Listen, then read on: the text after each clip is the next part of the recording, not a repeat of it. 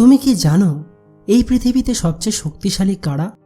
তারা নয় যাদের কাছে কোটি টাকা আছে, বা তারাও নয় যাদের হাতে রাজনৈতিক ক্ষমতা।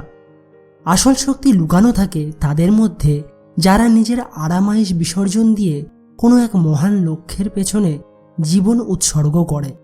আচার্য চাণক্য তার নীতিশাস্ত্রে একটি অতি গুরুত্বপূর্ণ কথা বলে গেছেন। তপস্বীদের সর্বদা পূজা বা শ্রদ্ধা করার যোগ্য মনে করা উচিত। কিন্তু কেন? বর্তমানের এই বস্তুবাদী যুগে এই কথার গুরুত্ব কি? চলো আজ সেটা নিয়েই গভীরে গিয়ে ভাবি।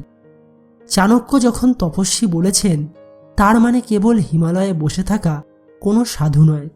তপস্বী মানে সেই ব্যক্তি যে নিজের ইন্দ্রিয়কে জয় করেছে, যে কঠিন শৃঙ্খলার মধ্যে বাঁচে।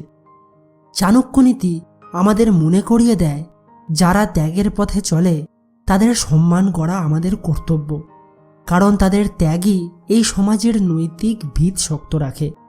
তারা সস্তা বিনোদনের পেছনে ছোটে না, তারা ছোটে সত্য এবং লক্ষ্যের পেছনে।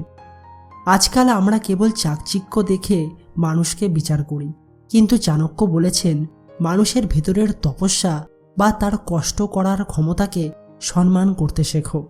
যদি তুমি জীবনে বড় কিছু হতে চাও, তবে তোমাকে একজন তপস্বীর ন্যায় মনোভাব গড়ে তুলতে হবে। সহজ পথ সবাই বেছে নেয়, কিন্তু কঠিন পথ বেছে নেয় কেবল তপস্বীরাই। যখন তুমি তোমার আলস্যকে ত্যাগ করে রোজ সকালে কাজে নামো, তখন তুমিও সেই পূজনীয় পথের পথিক হও। মনে রেখো, আরামের জীবনে কোনো ইতিহাস সৃষ্টি হয় না, ইতিহাস সৃষ্টি হয় ত্যাগের আগুনে পুড়ে। তাই আজ থেকে সফলতার মাপকাঠি বদলে ফেলো। যারা ত্যাগের প্রতীক তারা লড়াইয়ের প্রতীক, তাদের যোগ্য সম্মান দাও। নিজের লক্ষ্যকে ধ্যানে পরিণত করো, পরিশ্রমকে তপস্যায় রূপ দাও। দেখবে একদিন পৃথিবী তোমাকে সম্মান করতে বাধ্য হবে।